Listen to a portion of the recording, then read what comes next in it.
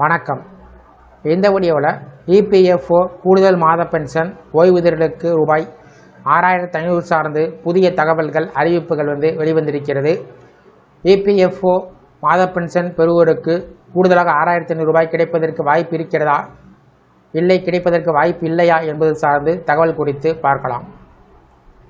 EPS 95 திட்டத்தின் கீழ் கிடைக்கக்கூடிய குறைந்தபட்ச ஓய்வூதியத்தை 1000 ரூபாயிலிருந்து 5000 ரூபாய் முதல் 7500 ரூபாய் வரை உயர்த்த வேண்டும் என்ற கோரிக்கை பல ஆண்டுகளாக ஓய்வூதியரிடம் இருந்து வருகிறது.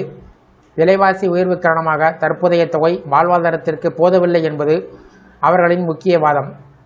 இந்த நிலையில் சமீபத்தில் நாடாளுமன்றத்தில் தொழிலாளர் நலத்துறை அமைச்சர் மன்சுக் மாண்டவியா இது குறித்து விளக்கமளித்தார். அவர் கூறியதாவது: ஓய்வூதிய நிதியின் நீண்டகால நிலைத்தன்மை மிகவும் முக்கியம் என்றும், தற்போது ஓய்வூதியத்தை அதிகரித்தால் அது நிதியில் கூடுதல் சுமையினை ஏற்படுத்தி எதிர்காலத்தில் நிதி நெருக்கடி உருவாகக்கூடும் என்றும் தெரிவித்துள்ளார். மத்திய அரசு ஏற்கனவே குறைந்தபட்ச ஓய்வூதியம் 1000 ரூபாய் வழங்குவதற்கு பட்ஜெட்டில் இருந்து கூடுதல் நிதி வழங்கி வருகிறது. மேலும் ஊழியர்களின் அடிப்படை ஊதியத்தில் 1.16% தொகையும் அரசு தனது பங்களிப்பாக செலுத்தி வருகிறது. இபிஎஸ் 95 திட்டத்தின் நிதி அமைப்பு முக்கியமாக முதலாளிகளின் பங்களிப்பை சார்ந்தது. ஊழியர்களின் அடிப்படை ஊதியத்தில் 8.33% தொகையினை முதலாளிகள் செலுத்துகிறார்கள். ஊழியர்கள் நேரடியாக பங்களிப்பு செய்யாததால் நிதியை கவனமாக நிர்வகிக்க வேண்டிய அவசியம் உள்ளது.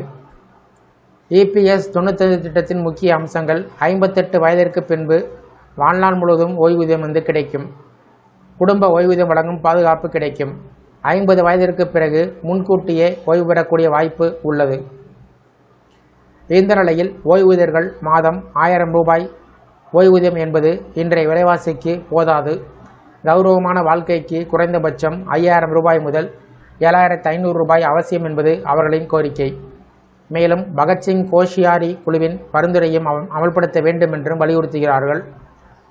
மத்திய அரசின் விளக்கத்தின் அடிப்படையில் உடனடியாக ஓய்வூதிய உயர்வதும் இல்லை. குறைந்தபட்ச ஓய்வூதியம் 1000 ரூபாயாகவே தொடரும். இருப்பினும் எதிர்காலத்தில் பணவீக்கம் மற்றும் நிதி நிலைமையை பொறுத்து மறுபரிசீலனை செய்ய வாய்ப்புகள் உள்ளது. இந்த முடிவு ஓய்வூதியர்களுக்கு ஏமாற்றம் கொடுத்தாலும் நிதிநிலைத்தன்மை மற்றும் சமூக பாதுகாப்பு ஆகிய இரண்டுக்கும் இடையில சமநிலை தேவைப்படுவது தெளிவாகிறது. அதாவது தற்போது 1000 ரூபாய் குறைந்தபட்ச ஓய்வூதியம் தொடரும் என்றும் அது 5000 ரூபாயாகவோ 7500 ரூபாயாகவோ உயர்த்துவதற்கு தற்போது வாய்ப்பில்லை என்று தகவல்கள் கிடைத்திருக்கின்றன. இந்த வீடியோ குறித்த உங்களுடைய கருத்துக்களை கமெண்ட் செக்ஷனில் பதிவு பண்ணுங்கள். இந்த வீடியோ பிடிச்சிருந்தா வீடியோக்கு ஒரு லைக் பண்ணுங்கள். இந்த வீடியோவை உங்களுடைய நண்பர்கள் மற்றும் உறவினர்களுக்கும் ஷேர் பண்ணுங்கள். நன்றி.